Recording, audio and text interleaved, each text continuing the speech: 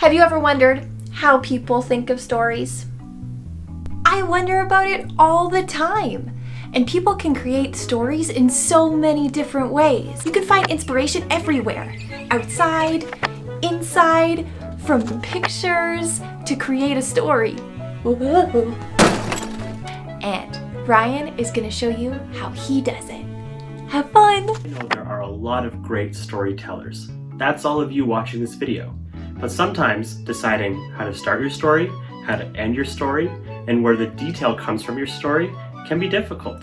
But did you know that there is a really cool trickster way to kind of, try to figure out how to tell stories? I'm going to show you. Let's go. Okay, the first thing we want to do is find a picture. You can find it anywhere as long as it's interesting to you and makes you curious, which is another important thing. This is what I picked. Yep, that's pretty interesting. Now from this picture, we're going to write some questions. Just write down any questions you have about your picture. There we go. That's a lot of questions. Now from this big list of questions, pick your favorite. Something that you're excited to answer. Okay, now let's brainstorm. That's where we think of as many answers to our question as we can. So grab some paper or a sticky pad, and you can write out your ideas. You can draw them out, which is really, really fun. That's a pretty good chicken, if I do say so myself. Maybe you can even act them out. Acting's always fun, acting out your ideas. And have a friend of yours, or your parents, write them out for you as you act them out.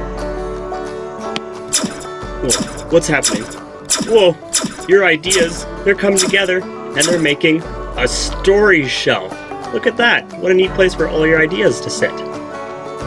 Now let's make a story sheet. This is gonna kind of help us plan out our story. So make a circle on a sheet, put the question in the middle, and make sections. 1, 2, 3, 4, and 5. So you're probably wondering why I'm numbering these sections. That's going to help to keep track where my ideas are going. So section number 1 is the beginning.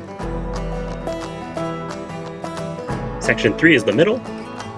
And section 5 is going to be the end of the story. Sections 2 and 4 have important jobs too, because that's where we're going to put the detail of our story. Now, you're probably wondering what detail is, and there's lots of ways to describe it, but detail is basically how our beginning is going to get to the middle and how our middle is going to get to the end. Beginning and middle and end are good, but we want to know how we get there. So that's where the detail is going to come from. Now let's try some ideas on our story sheet. So grab some ideas from your story shelf and put them in sections. So that looks like a good idea for the beginning.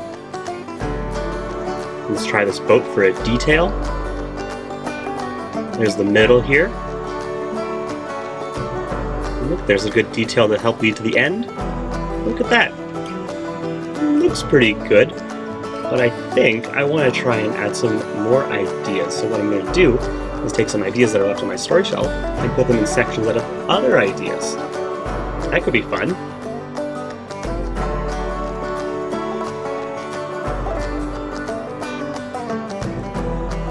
Oh yeah, there's definitely a story here. I can't wait to tell it. That was super easy, right? And not only easy, it was really, really fun. Now, it's my turn to try and tell you all a story using the exact same trickster way that I just showed you. All right? Now, pay close attention. Try and figure out where the beginning is, where the middle is, where the end is, and where I've put in a little fun detail as well to help tell the story.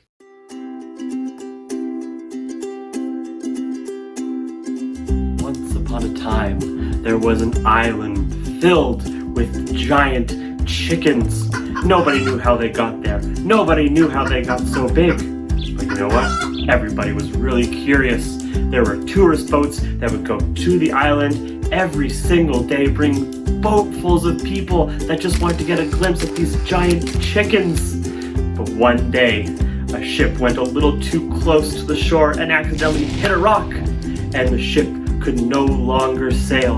So everybody went off the ship onto the island, and they were so afraid because nobody had been this close to the big chickens. And just when it looked like those big chickens were going to come and eat the tourists, they stopped.